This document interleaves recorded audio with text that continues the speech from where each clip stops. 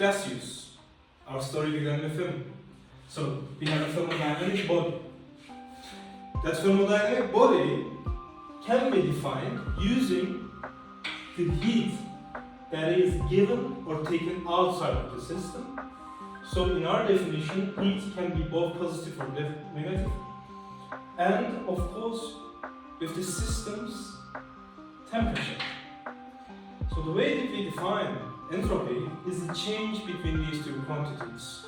So the differential change of the heat of the system with respect to its temperature is the system's entropy.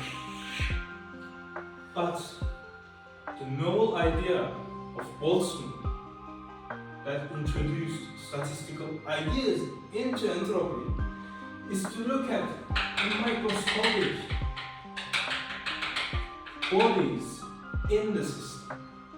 And for this, let's say, system, we are basically introducing something that is distinct from a classical thermodynamic body. We are imposing this model into this lab. So, but what is entropy? What should be the entropic law in this picture? You have microscopic entities that is swarming around each other. And these microscopic entities should be unrelated because the fundamental axiom of statistical mechanics and the fundamental reason that we use statistical mechanics in the beginning is because that we cannot impose a definite law to the system and explain how will it evolve over time. So this is the idea behind it. And you have microscopic objects. Those microscopic objects define a microstate. We need to quantify the amount of microstates each and every swarming object creates. And we need to be able to quantify this. This isn't something easy, is it? Or is it hard? Well, this is the question that Boltzmann asked. Well, he came up with a beautiful equation. You can look at its derivation, n is the number of microstates.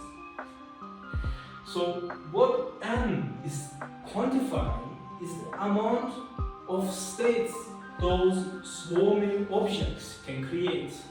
By the way, those swarming objects that I'm telling can be anything in this sense. So this is a probabilistic law. Those swarming objects can be galaxies. As long as those objects satisfy the axioms of statistical mechanics, then they can be a thermodynamic model as well. And this is why some people use the principles of thermodynamics in unrelated areas of science. Some people even use it in biology, for that matter. So what I'm trying to say is this. This law, taken with some axioms, tells us and gives us this law.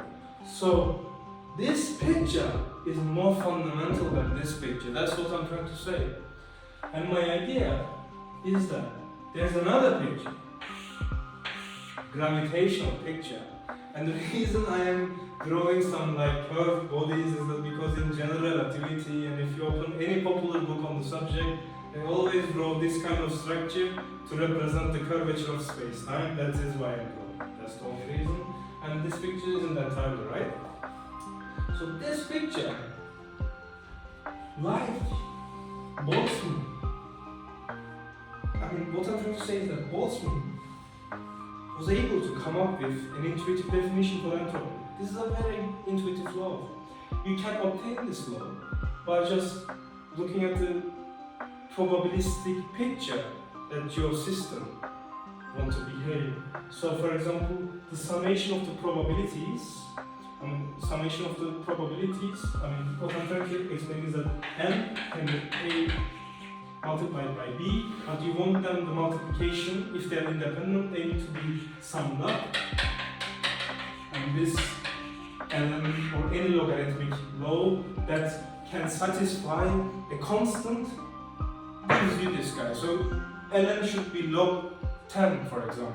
The reason we use ln is that it seems beautiful. If you use log 10, for example, only thing that would change in your equation would be the Boltzmann constant, and it is just a constant. So what is important is the object, the mathematical object, and in this case, object is a logarithm in this.